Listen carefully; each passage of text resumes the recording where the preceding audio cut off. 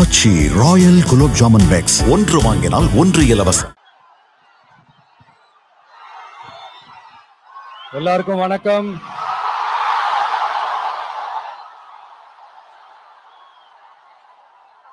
எல்லாரும் எப்படி இருக்கீங்க? சாப்பிட்டீங்களா?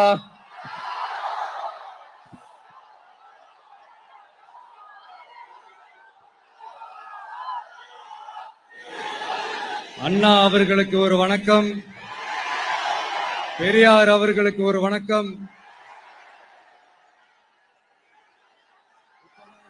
இப்ப நான் எந்த மண்ணில் நின்னுட்டு இருக்கிறேன் தெரியுமா? ஒரு ஆண்டவர் அன்போட நெல்லுக்கடை மாரியம்மன் அன்னை வேளாங்கண்ணி ஆசியோட கடல் தாய் மடியில் இருக்கிற என் மனசுக்கு ரொம்ப நெருக்கமான நாகப்பட்டினம் மண்ணில் இருந்து நின்று பேசிட்டு இருக்கிறேன். என் நெஞ்சில் குடியிருக்கும்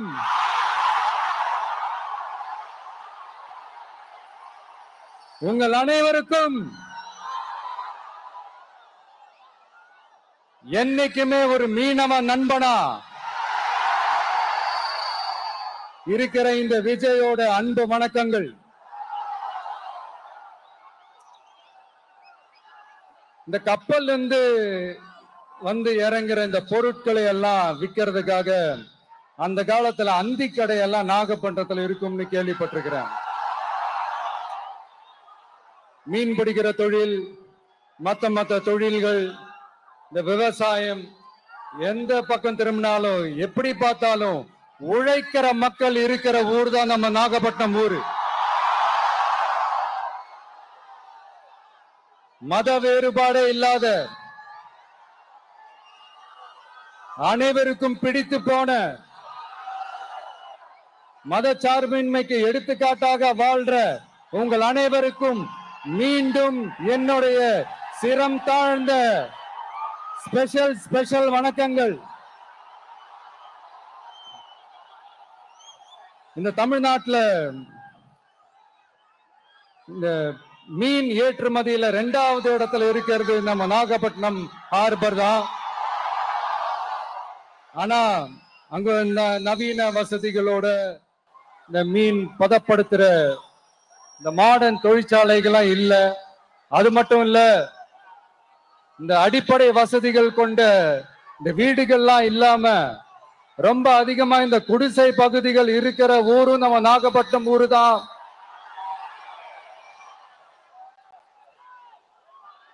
இந்த முன்னேற்றத்திற்கெல்லாம் எங்கள் ஆட்சிதான் சாட்சி. அப்படி இப்படின்ட்டு இந்த அடுக்குமொழியில பேசி அது நம்ம கேட்டு காதுல இருந்து ரத்தம் வந்ததான் மிச்சம். இவங்க ஆண்டது பத்தாதா? இப்படி தவிக்கிறாங்களே நம்ம மக்கள், அது பத்தாதா?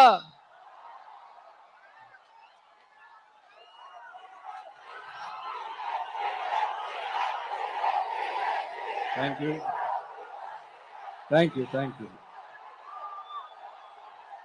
இந்த இலங்கை கடற்படையால நம்ம மீனவர்கள் தாக்கப்படுறதையும்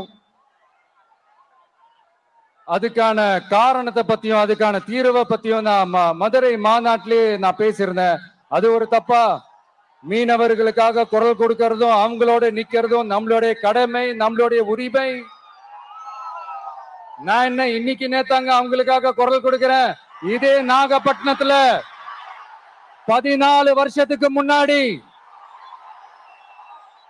2011ல February 22 இதே நம்ம மீனவர்கள் தாக்கப்பட்டதை கண்டிச்சு ஒரு பொதுக்கூட்டம் ஒண்ணு நடத்தணும் இல்லையா? இந்த விஜய் களத்துக்கு வர்றது ஒண்ணு புதுசு இல்ல கண்ணா. எப்போ வந்தாச்சு.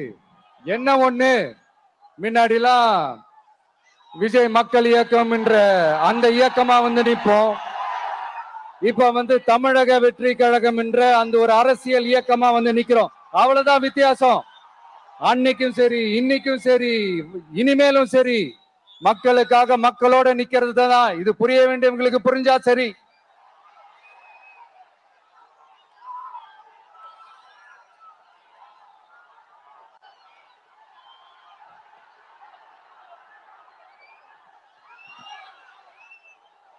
மீனவர்களுக்காக குரல் கொடுக்கிற இதே சமயத்துல நம்ம தொப்புள் கொடி உறவுகளான ஈழத் தமிழர்கள், அவங்க இலங்கையில இருந்தாலும் உலகத்துல எந்த மூலையில இருந்தாலும் தாய்ப்பாசம் காட்டின தலைவனை இழந்து தவிக்கிற அவங்களுக்காகவும் குரல் கொடுக்கிறது, அவங்களுக்காகவும் நிக்கிறது நம்மளோட கடமை இல்லையா?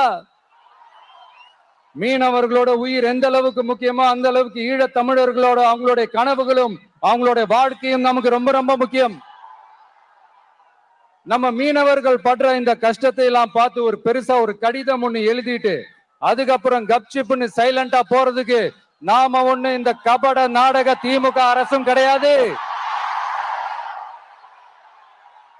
மத்த மீனவர்கள்னா இந்திய மீனவர்கள், நம்ம மீனவர்கள்னா தமிழக மீனவர்கள். இப்படி பிரிச்சு பார்த்து பேசுறதுக்கு நாம ஒண்ணு பாசிச பாஜக அரசும் கிடையாது. நிரந்தரமான தீர்வு, நிரந்தரமான ஒரு இந்த ப்ராப்ளத்தை சால்வ் பண்றதுதான் நம்மளுடைய ஒரு முக்கியமான ஒரு அஜெண்டாவே. சரி, இப்ப நம்ம நாகப்பட்டினம் ஏரியாவுக்கு வருவோம்.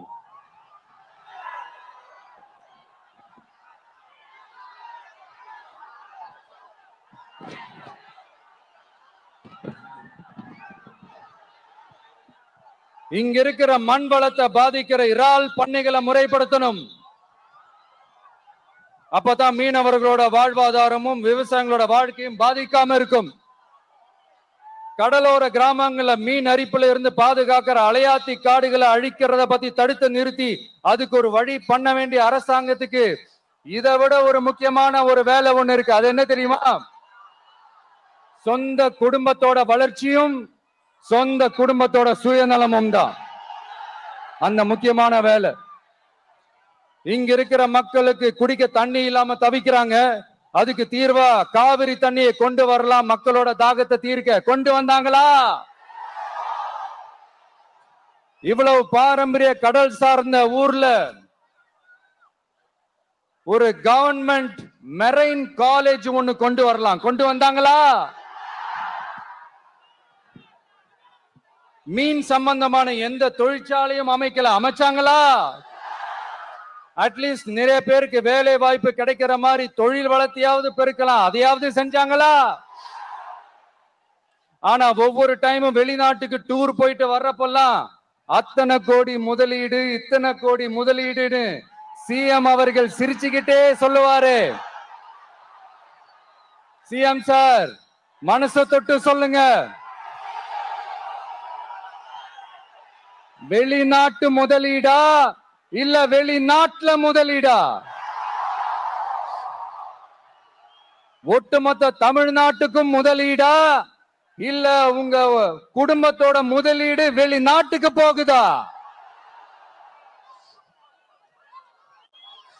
வேளாங்கண்ணி, நாகூர், கோடியக்கரைன்னு இங்க இருக்கிற டூரிஸ்ட் பிளேஸ் எல்லாம் கொஞ்சம் நல்லா டெவலப் பண்ணலாம்.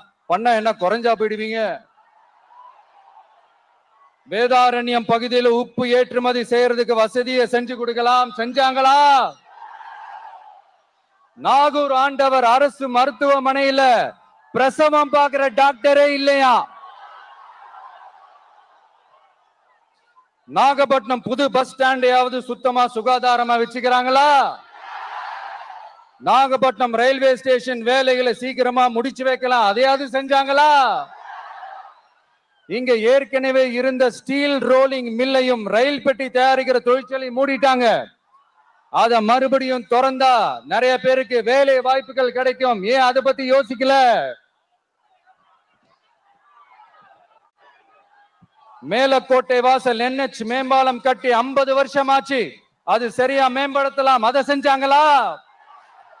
Thanjavur to Nagapattinam NH road வேலை பல வருஷமா நடக்குது, இன்னும் முடிச்ச பாடே காணும், அதை வேகப்படுத்தி முடிச்சிருக்கலாம், அதையாவது செஞ்சாங்களா? ரொம்ப முக்கியமா நெல்லு மூட்டையெல்லாம் மழை காலத்துல வெள்ளத்துல நனைஞ்சு நம்ம விவசாயிங்க எவ்வளவு வேதனைப்படுறாங்க. அதுக்கு சரியான ஒரு குடவுன் கட்டி தரலாம். அதையாவது கட்டி தந்தாங்களா? எலெக்ஷனுக்கு முன்னாடி திமுக காரங்க வந்து செய்வோம் செய்வோம் செய்வோம் செய்வோம்னு சொன்னாங்களே, செஞ்சாங்களா? இதெல்லாம் எதுவுமே செய்யாம எல்லாத்தையும் செஞ்ச மாதிரியே அதையும் பெரியமையா வேற சொல்லுவாங்க இவங்க. நான் வந்து போன வாரம் திருச்சிக்கும் அரியலூர் மாவட்டத்துக்கும் போய் நம்ம மக்களை சந்திக்க போயிருந்தேன். அப்போ பெரம்பலூரும் போக வேண்டியது. அங்க சில ரூல்ஸ் அண்ட் ரெகுலேஷன்ஸ், ஒரு கட்டத்துக்கு அப்புறம் இந்த பஸ்ஸே மூவ் ஆகல. அதுக்கப்புறம் அதை தாண்டி ஒரு டைமுக்கு மேல பேசுறது, சரி அதெல்லாம் விடுங்க. இந்த நேரத்துல பெரம்பலூர் பகுதி மக்களுக்கு நான் மன்னிப்பு கேட்டுக்கிறேன். சீக்கிரமாவே உங்களை தேடி நான் வருவேன் ஃபார் ஷுர். நம்ம வந்து இந்த டூர் பிளான், இந்த ஷெட்யூல் போட்டதுக்கு அப்புறம் அது என்னப்பா சனிக்கிழமை சனிக்கிழமை சனிக்கிழமை அப்படின்னு ஒண்ணு ஸ்டார்ட் ஆச்சு. அது ஒண்ணு இல்ல, உங்க எல்லாரையும் வந்து பார்க்கும்போது உங்களுக்கு எந்த விதமான டிஸ்டர்பன்ஸும் இருந்துடக்கூடாது. முக்கியமா உங்களோட வேலைகளுக்கு எந்த விதமான டிஸ்டர்பன்ஸும் இருந்துடக்கூடாது அப்படின்ற ஒரே காரணத்துக்காக தான் இப்படி வீக்கெண்டா பார்த்து இப்படி இந்த பிளானை ஷெட்யூல் பண்ணோம். லீவு நாட்கள்ல, ஓய்வு நாட்கள்ல வரணும்ன்றதா அந்த எண்ணமே. அது மட்டும் இல்ல, அரசியல்ல சில பேருக்கு நம்ம ஓய்வும் கொடுக்கணும் இல்லையா? அதனாலதான் இந்த ஓய்வு நாட்களா பார்த்து இப்படி செலக்ட் பண்ணோம். சரி, இப்போ நம்ம மக்களை சந்திக்கிறதுக்கு, நம்ம சொந்தங்களை சந்திக்கிறதுக்கு எத்தனை கட்டுப்பாடுங்க. அந்த இடத்துல பர்மிஷன் இல்ல, இந்த இடத்துல பர்மிஷன் இல்ல. ஆனா அதுக்கான காரணங்கள்லாம் நீங்க கேட்டீங்கன்னா சொத்தையான காரணமா இருக்கும். அங்க பேசக்கூடாது, இங்க பேசக்கூடாது, 5 நிமிஷம் தான் பேசணும், 10 நிமிஷம் தான் பேசணும். நான் பேசுறதே 3 நிமிஷம் தான். அதுலயும் அது பேசக்கூடாது, இதை பேசக்கூடாதுன்னு சொன்னா அப்புறம் தான் எதை தான் பேசுறது. அரியலூர்ல போனப்போ நான் கரெக்டா அந்த ஊருக்கு போறதுக்கு முன்னாடி ஒரு அந்த ஏரியாலேயே அந்த பவர் கட்டு. அப்புறம் நான் திருச்சிக்கு போய் நான் பேச ஆரம்பிச்சதுக்கு அப்புறம் அந்த ஸ்பீக்கருக்கு போற அந்த வயரு கட்டு. இல்ல, நான் தெரியாம தான் கேக்குறேன் சிஎம் சார். ஃபார் எக்ஸாம்பிள், இப்ப ஒரு RSS தலைவர் இங்க வராருன்னு வச்சுக்கோங்க, இல்ல நம்ம பிரதமர் மோடிஜி அவர்களோ இல்ல உள்துறை அமைச்சரோ இங்க வராருன்னு வச்சுக்கோங்க. இந்த மாதிரி கண்டிஷன்ஸ் எல்லாம் போடுவீங்க,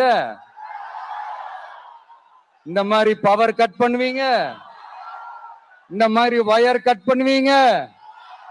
கொஞ்சம் கட் பண்ணி தான் பாருங்களேன். முடியாதுல, பேஸ்மெண்ட் அதிரும்ல. நீங்க தான் மறைமுக உறவுக்காரர்களாச்சே. இதாவது பரவாயில்லைங்க. இதை தாண்டி ஒரு ரூல் ஒண்ணு போட்டாங்க, பஸ்ஸுக்குள்ளேயே இருக்கணுமா, பஸ்ஸை விட்டு வெளியில வரக்கூடாதா, கையை இவ்வளவுதான் தூக்கணுமா, இப்படியே வரணுமா, மக்களை பார்த்து சிரிக்காத, மக்களை பார்த்து கையசைக்காத, இப்படி எல்லாம். ஐயோ ஐயோ ஐயோ, நானும் என்னவோ ஏதோ நினைச்சேங்க. செம்ம காமெடியா இருக்குங்க. I'm just enjoying like anything. நேரடியாவே கேட்கிறேன், சிஎம் சார் மிரட்டி பாக்குறீங்களா? அதுக்கு இந்த விஜய் ஆள் இல்ல சார், அதுக்கு நாம ஆள் இல்ல சார். என்ன செஞ்சிருவீங்க? மேக்சிமம் கொள்கைய சும்மா பேருக்கு மட்டும் வச்சுக்கிட்டு குடும்பத்தை வச்சு கொள்ளையடிக்கிற உங்களுக்கே இவ்வளவு இருந்தா, சொந்தமா உழைச்சி சம்பாதிச்ச எனக்கு எவ்வளவு இருக்கும்?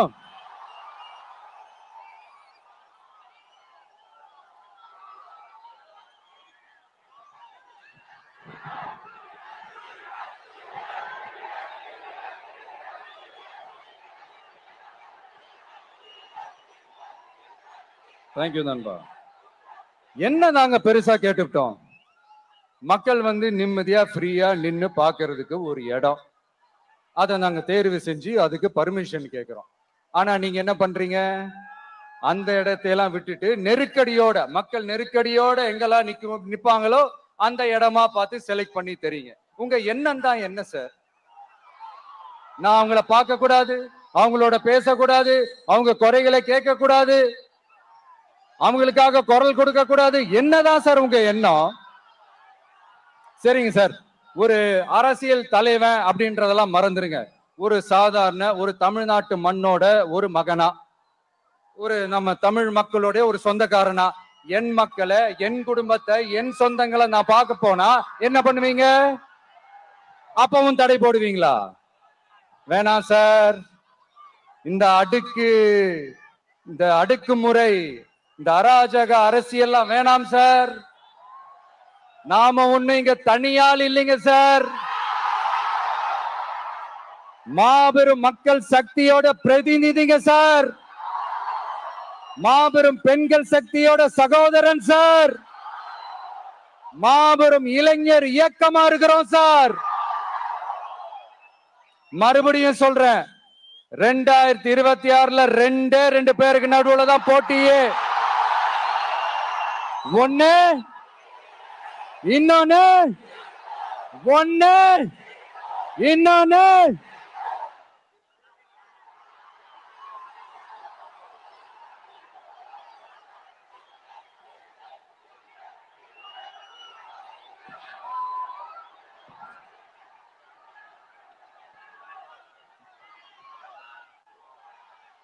இந்த பூச்சாண்டி வேலையெல்லாம் காட்டுறதை விட்டுட்டு தில்லா கெத்தா நேர்மையா எலெக்ஷனை சந்திக்க வாங்க சார்.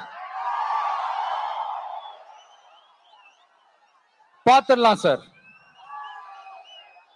கொள்கையை பேருக்கு மட்டும் வச்சுக்கிட்டு குடும்பத்தை வச்சு தமிழ்நாட்டை கொள்ளையடிக்கிற நீங்களா, இல்ல தமிழ்நாட்டில் இருக்கிற ஒவ்வொரு வீட்டுக்குள்ளேயும் ஒருத்தனா இருக்கிற நானா, இந்த விஜயா? பாத்துடலாம் சார். இனிமேலும் இந்த தடைகள்லாம் போட்டீங்கன்னா நான் நேரடியா மக்கள்கிட்டயே பர்மிஷன் கேட்டுருவேன். மக்களே நீங்க சொல்லுங்க, நான் உங்களை பார்க்க வரக்கூடாதா? நான் உங்களோட பேசக்கூடாதா? உங்க குறைகளை நான் கேட்க கூடாதா? உங்களுக்காக நான் குரல் கொடுக்க கூடாதா? இப்படி நமக்கு தடையா போடுறாங்களே, இந்த திமுக அரசு மறுபடியும் ஆட்சிக்கு வரணுமா? உங்க நல்லதுக்காக நம்ம உங்க டிவிக்கு ஆட்சி அமையணுமா? சத்தமா கேட்டுச்சா மை டியர்? ஏன்பா, நான் தான் அப்பவே சொன்னல, அவருக்கு ஆசையா பாசமா கூப்பிட்டா பிடிக்க மாட்டேங்குது. ஏன்பா மறுபடியும்? கேட்டுச்சா சிஎம் சார்?